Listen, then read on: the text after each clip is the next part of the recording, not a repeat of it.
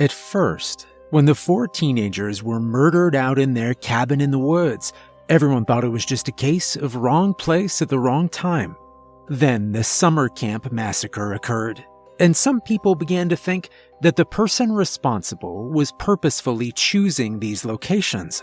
It was very unusual, other than in movies, for 6 young camp counselors to be murdered in such a brutal fashion. I think it was around this time that the media began to dub this killer as the cliché killer. His legacy was solidified when the 3 babysitters were murdered on Halloween night. I know that most people that resided in my small town believed in the idea of a killer that tried to only kill while using iconic movie tropes, but to me, the whole idea sounded ridiculous. I was of the opinion that they were more an opportunistic killer that happened to find groups of teenagers in what just happened to be famous slasher locations. Most of the time, the victims seemed to be youth who were alone and vulnerable. I honestly didn't think too much of it, really, and I never thought that I would have to worry about being stalked by the cliché killer. That thought never crossed my mind. I actually thought that if I attended the party at the abandoned farmhouse, I would actually be safe. By the night of the party, it had already been 2 months since the babysitter murders, and so they were beginning to take a back seat in people's minds. Obviously, the pain of losing friends, and in some cases, family, the pain was still raw, but I think people were starting to heal. I guess that's why there were still plans of having a party in the first place. A way to take back our youthful spirit without fear, and without the worry of a killer looming over our heads. The party itself was only going to be a relatively small shindig, but like most teenage parties, it had the potential to grow out of control. As far as I knew, about 24 of us were expected to attend, but I fully expected more to show up. It was obvious before we had even conceived the idea of a party that it would be held at the abandoned farmhouse. That's where all underage parties in our town were held. It's secluded, it's quiet, it's out of eyesight and earshot of all the locals. I'm convinced that the town police are fully aware of what happens out at that farmhouse, but are either too busy or just don't care enough to do anything about it. I guess it's easier to let us young ones have some fun now and again. The date was set, and the invite list was complete. All that was left to do was wait until the party got started. I think in the lead up to the gathering, we all pushed the cliché killer from our minds, and we only tried to focus on the positive. Even an hour before it began, the thought of the killer hadn't even entered my self-admitted small mind. It didn't take long for the night of the party to roll around, and soon enough, I found myself sneaking through the front gate of Rope's farm and making my way over to the large empty barn that sat in the middle of the expansive and overgrown field that made up the rest of this once bustling farm. The party began, as you might expect, with a beer flowing, confidence growing, and inhibitions lowering. As far as I could tell, no uninvited guests arrived. And so the 24 of us spent the night partying and dancing, trying to forget the tragedies of the past few months. As the night began to quiet down, a number of people began to stumble out of the old barn and make their drunken way home. Before long, there were only 8 of us left in the rusted hay-filled shed. We were all standing around in a circle. The music had been turned off, and so we stood in silence for a moment. Jenny, a young blonde girl who I'd known for many years, was the first to speak. "Do you know who this farm belonged to?" she asked the group. "No, who?" I responded. I'd always wondered who used to own the farm and why it had since been abandoned. So, if Jenny knew, I was thrilled that she could enlighten me. "It belonged to the Rope family," she began, and then continued on to tell the tragic story of the family. The Ropes were what seemed like to the outside a relatively standard family, which they probably were. The 2 parents had one small son, Terrence, who was only a small child when they bought this farm. They ran this farm quite successfully for a number of years, but when Terrence started school, that's when their problems began. You see, Terrence didn't fit in with the other kids. He was different. He had a strange obsession with animals, which led him to not being able to properly communicate with other people. Some people say that he could speak to cows and to chicken, but not people. This led to the other kids relentlessly bullying him. They would make farm noises at him and make him walk on all fours like the animal he was. This went on for years. The school did nothing about it, of course, but the emotional trauma on young Terrence took a toll on him. Soon, he would spend all his time in this very barn. His parents hardly saw him anymore. He would live in this shed, always milking the cows that were his only friends. Of course, this all leads to a tragic conclusion, because one fateful day, his friends turned against him. The cow kicked a hoof swiftly into Terrence's head. More kicks followed, and soon enough he was lying on the floor, dead. Terrence's parents moved away soon after, abandoned the farm, and moved to another town. No one knows exactly where they went, but people say Terrence still lives on the farm, in this very barn, to be precise, in a form that isn't quite human, but isn't quite dead. It is said that anyone who trespasses on his land, though, will meet Terrence. He's said to drain his victims of all their blood with the very milking machine that he used to milk the cows with. Jenny stopped speaking, and when I looked around at the group of us standing in a circle, I saw everyone's blank expressions. I couldn't hold it in once I'd finished processing what she just told us. I burst out laughing, and once I let out a chuckle, everyone else followed. "That is the biggest load of shit I've ever heard," I said to Jenny. "No, it's not. It's true. Why do you think it's called Rope Farm?" she retorted angrily. I don't know why it's called that, but everyone knows that Terrence Rope was killed at summer camp. He was set alight by the camp counselors, and now he stalks the campground, preying on other counselors. Apparently he turns them into human s'mores. That's what I heard, anyway. Ethan said. Ethan is one of my best friends, but he isn't exactly known for being the smartest person in the room. He definitely isn't the smartest person that has been inside this barn, and that includes the cows. "You're an idiot, Ethan. I thought everyone knew that Terrence was killed in the woods, abandoned by the other kids in his scout group. He was forced to try and survive alone in the woods," Jerry, another person present in the group, said. "Well, I heard that he hunts babysitters because he was murdered by a young child that he was babysitting. He wouldn't let them stay up late, and so they killed him. Well, that's what I've heard anyway," another voice from within the circle said. I had heard enough at this point. I thought we'd come here to take our minds off of all this killing and murder, yet here we were, telling stories of a local urban myth all about killing and murder. This conversation didn't sit well with me, especially after the recent events that had transpired, so I decided to voice my concerns. "Are you sure we should be discussing this subject matter right now? After everything that's happened, I don't think it's really appropriate," I said to the group, hoping we could move past this topic of conversation. "Of course now's the time to discuss it," Jenny responded. "It's the perfect time to talk about it. It makes it scarier knowing someone's really out there doing that to kids like us. It helps set the mood."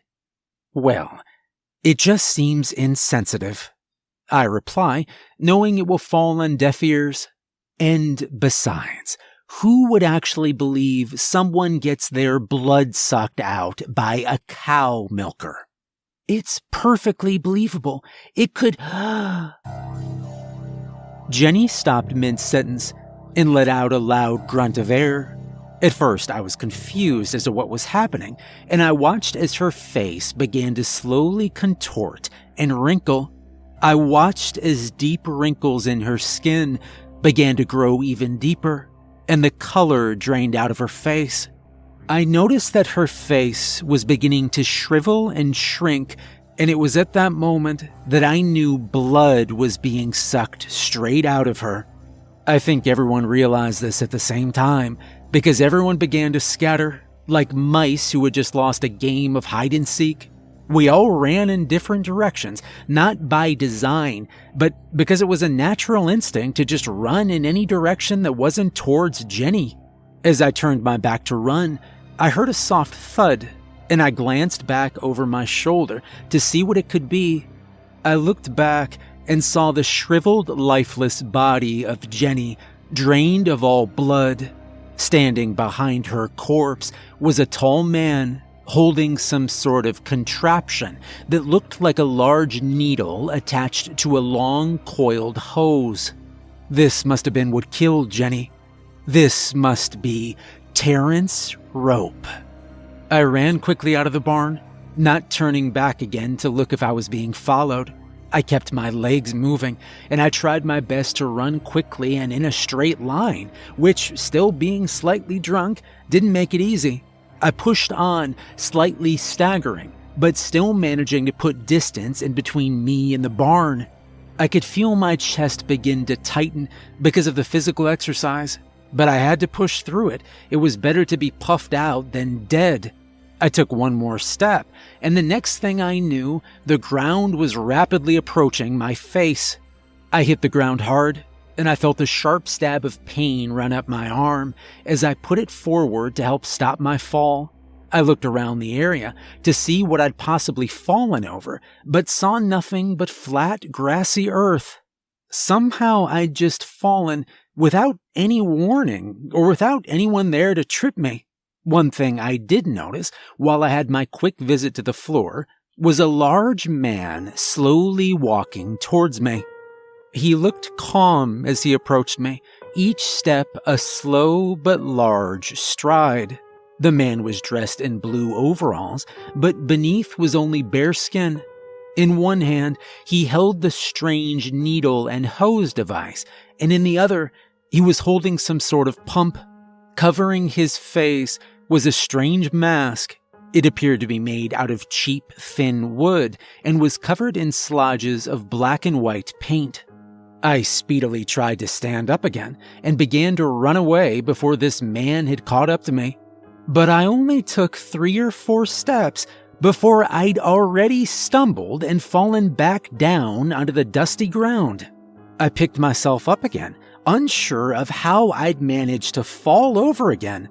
I glanced back over my shoulder one more time and saw that Terrence was now only a few meters behind me, his arm extending out the needle towards me. I don't know what came over me, but I suddenly had the idea to head back inside of the barn and hide from him rather than run away. Maybe if I hid, he would lose interest in me and go after someone else. I know I could have tried to keep running, but it felt like one of those dreams where you're being chased, but your legs don't want to work. I ran forwards towards Terrence, but I stepped to one side at the last second and avoided a needle getting stuck into me.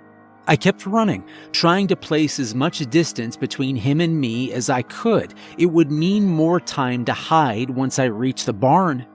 My feet must have tried a bit harder to stay on the grassy dirt this time, because I made it to the barn door without tripping again.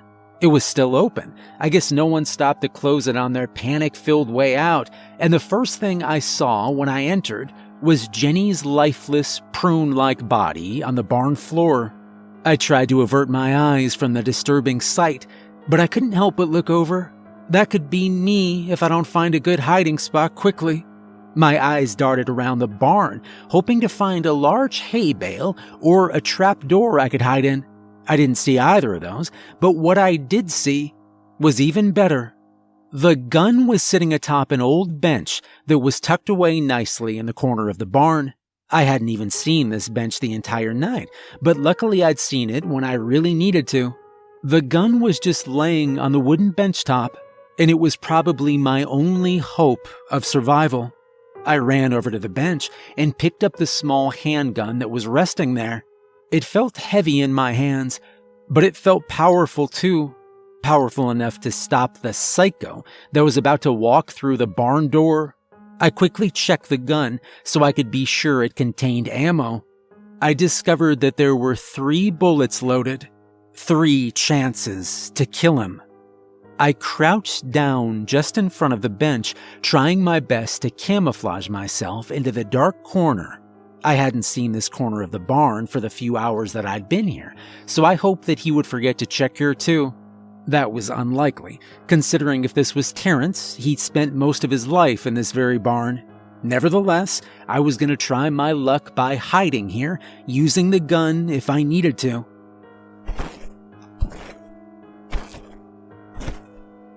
I heard footsteps entering the barn. They were slow, but produced a heavy thud with each step. He was here. He stopped walking once he was just past the entryway into the barn. He turned his head from side to side, looking for me. Through the open mask, I could see 2 dark eyes piercing through. The eyes scanned across the large open area, but they never looked directly into my hiding spot. He then took another step forward and continued searching. He must have not been able to see because he kept walking across the barn. He held the large needle and hose in his hand, waiting for someone to use it on. He paced back and forth, hoping to find someone's blood to drain. I tried my best to stay quiet, but my fear made my breathing loud and a little bit raspy. I don't think he was able to hear it though, because he never once looked in the direction of the bench in the dark corner. After what felt like an hour of him searching, he turned around and walked back out of the barn. I didn't dare move once he was gone. I stayed exactly where I was. My legs were beginning to cramp from squatting in the same position for too long, but that was better than the alternative. I waited for 5 minutes, then another 5 just to be sure. I then slowly stood up, knees cracking as I did, and slowly began to creep to the barn entrance, ready to make my escape. That's when I felt the sharp stab of pain in my neck. The next few moments flashed by so quickly, I'm not entirely sure what happened.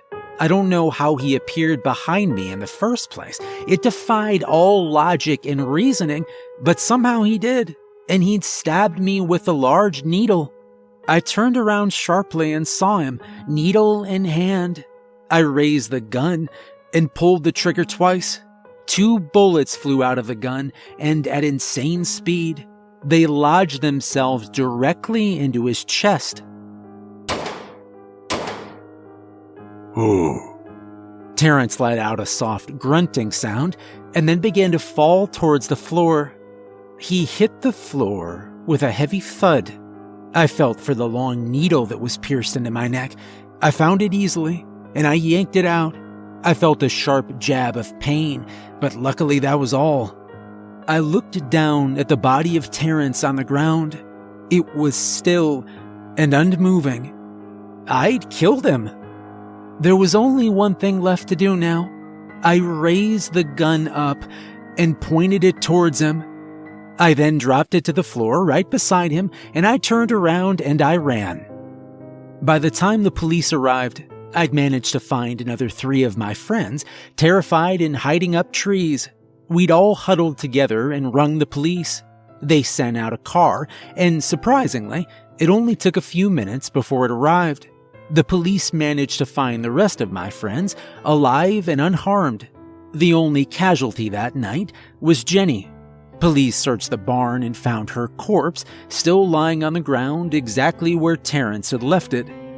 The only thing was, Terrence's body wasn't where I left it. Police searched the entire barn and the surrounding area, but found no sign of his body anywhere. I know I'd shot him.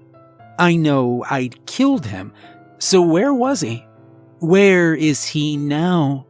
I don't know the answers to those questions, and I definitely don't know if he will ever reappear.